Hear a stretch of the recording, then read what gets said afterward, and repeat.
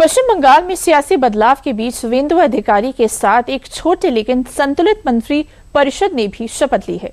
BJP ने Suvendu cabinet में 5 बड़े चेहरों को शामिल करके अनुभव, नारी शक्ति, युवा जोश और सोच के साथ जमीनी स्तर से जुड़े कार्यकर्ताओं को तरजीह दी है।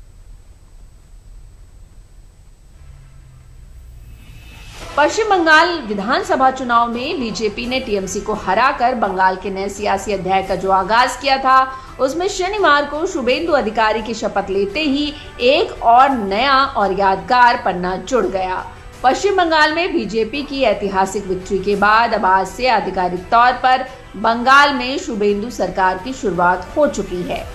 शुवेंदु की कैबिनेट में दिलीप घोष, अग्निमित्रा पॉल, अशोक कीर्तनिया, श्रुतिराम टुडू और निशीथ प्रामाणिक जैसे कद्दावर चेहरों को जगह मिली है। कोलकाता में आयोजित भव्य समारोह में पश्चिम बंगाल के राज्यपाल आर.एन. रवि के सामने शुवेंदु अधिकारी के साथ इन 5 मंत्रियों ने भी पद और गोपनीयता की शपथ ली है। बीजेपी ने इन 5 चेहरों के जरिए शुवेंदु कैबिनेट में अनुभव, नारी शक्ति, युवा जोश और सोच के साथ जमीनी स्तर से जुड़े कार्यकर्ताओं को तरजीह दी है। बीजेपी के सबसे वरिष्ठ नेताओं में शुमार दिलीप घोष का कैबिनेट में शामिल होना अनुभव को प्राथमिकता देने का संकेत है। आरएसएस प्रचारक के रूप में अपना सफर शुरू करने वाले दिलीप घोष लंबे वक्त तक बंगाल बीजेपी के अध्यक्ष रहे हैं। अग्निमित्रा पॉल बंगाल बीजेपी का प्रमुख महिला चेहरा है। 2019 में राजनीति में आई अग्निमित्रा बीजेपी महिला मोर्चा की प्रदेश अध्यक्ष भी रह चुकी हैं। निशीथ प्रामाणिक को बीजेपी के सबसे प्रभावशाली युवा चेहरों में गिना जाता है।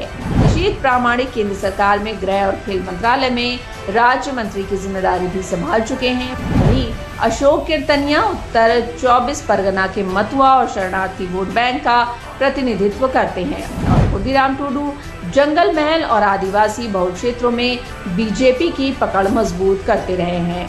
बंगाल में बीजेपी सरकार के सामने अब जनता से किए गए वादों को पूरा करने की बड़ी चुनौती है। ऐसे में शुवेंदु अधिकारी की इस नई टीम से साफ है कि बीजेपी ने बंगाल के हर भौगोलिक और सामाजिक कोने को छूने की कोशिश की है। वहीं पश्चिम बंगाल में सरकार बदलते ही पूर्व सीएम ममता बनर्जी ने शनिवार को अपनी सोशल मीडिया प्रोफाइल अपडेट कर दी है।